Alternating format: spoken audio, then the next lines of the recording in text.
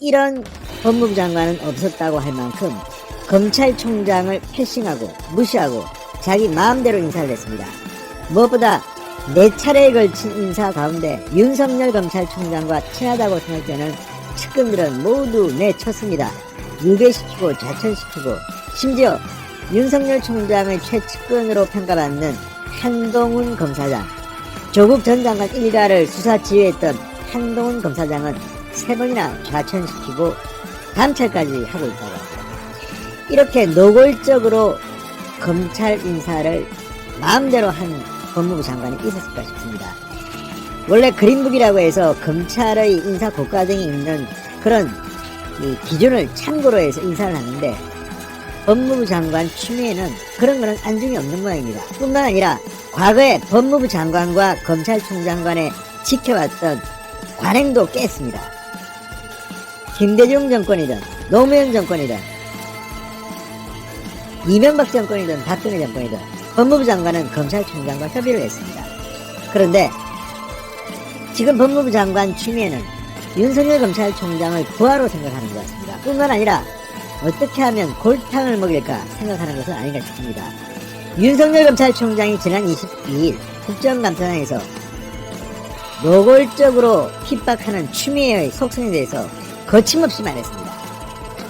청와대도 거론하고 추미애도 거론하고, 자 그러자 야당 의원들이 이 윤석열 총장의 증언을 바탕으로 추미애를 몰아붙였습니다.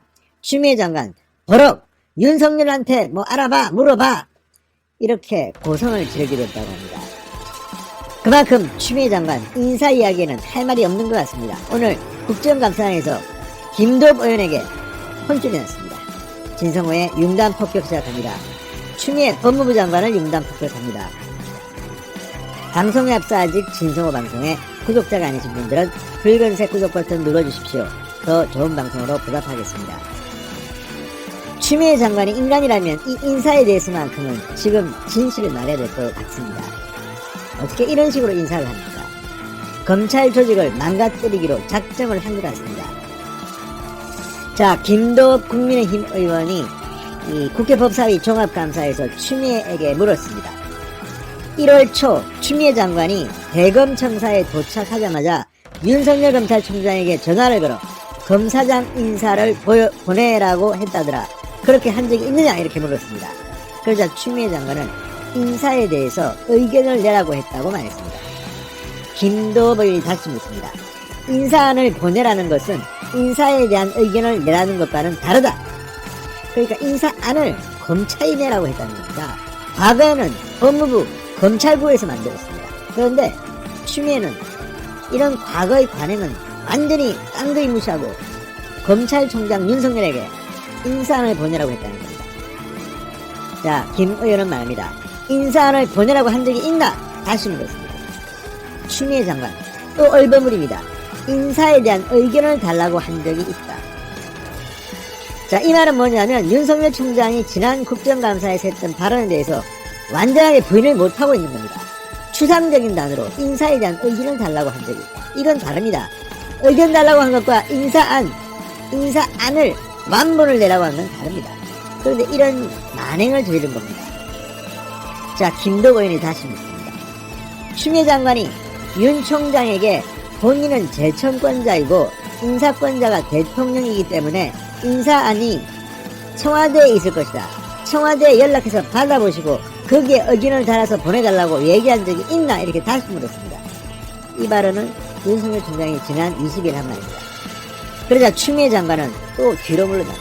어우 큰일 났네 이렇게 생각했을까요? 추미애 장관의 답변입니다. 상대방이 있는 것이라 제가 임의로 말하기 곤란하다. 구체적으로 나눈 대화를 말하는 것은 적절하지 않다. 그것이 공직자의 예의다. 추미애 장관의 18번입니다. 필요하면 이렇게 공직자의 예의가 어떻고 얼버무립니다. 답을 안 합니다. 자기가 유리한 거는 그게 범죄라고 가정하는, 그러니까 피사실 유포죄에 해당하는 그런 내용까지도 줄줄줄줄 떠듭니다.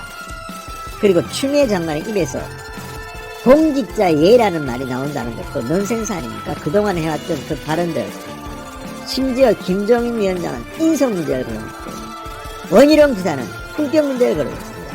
추미애 장관이 무슨 지금 공직자 예의 타령입니까? 윤 총장의 말이 사실이겠죠. 그러니까 말을 못하는 겁니다. 김도변이 또 묻습니다. 추미애 장관과 윤 총장이 같이 앉아서 대질 국감 한번 했으면 좋겠다. 그자 추미애 장관. 김도변은 검사를 오래 해서 대질 조사를 좋아하시는 것 같은데 공직자로서는 예의가 있는 것이다. 상급자와 하급자가 나눈 대화를 이 자리에서 그냥 아무렇지도 않게 말하고 경우에 따라서는 상대방이 있는 것은 말하기에 적절하지 않다고 말했습니다. 상급자, 하급자, 아무튼 추미애 장관은 부하라는 단어를 좋아하는 것 같습니다. 과거에 우병우 전설한테 부하라고 말했다는 것이 조수진 의원에게 들통을 하자 기억이 없답니다. 아무튼 추미애 장관은 오늘 계속해서 자충수를 두고 있는 것 같습니다. 이 모든 것이 검찰 인사에 윤석열 총장이 말한 게 다 맞다는 걸 인정하는 겁니다. 부인을 못하지 않습니까?